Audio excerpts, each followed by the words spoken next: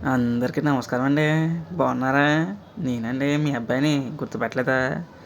ఏం గుర్తుపడతానులేండి. ఏమీ లేదండి. పొద్దున్నే మన ఇంటికొచ్చే అమ్మ టీ ఉంటదండి. అబ్బో! అమృతం అండి బాబు. కానీ ఇక్కడ ఎవరు ఇవ్వరు కదా!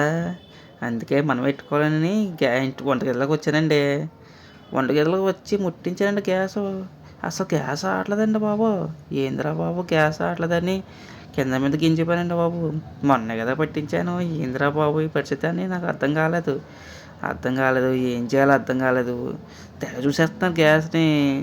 అలా కొంచెంసేపు చూసిన తర్వాత బండ కూడా చూసానండి. ఏందిరా 2 బండ్లు కూడా అయిపోయా నాకు డౌటొచ్చిందండి.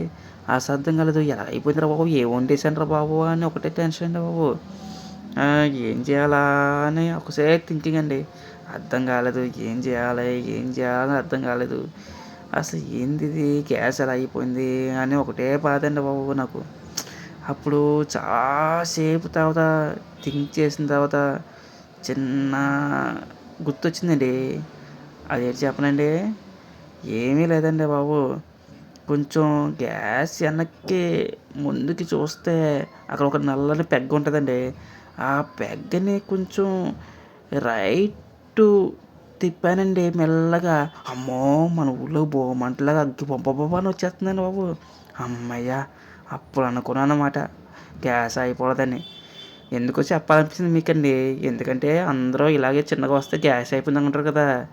ఇది కొంచెం తెలిస్తే మంచిదని చేశానండి వీడియో. మీకు నచ్చితే కొంచెం సబ్స్క్రైబ్ చేయండి.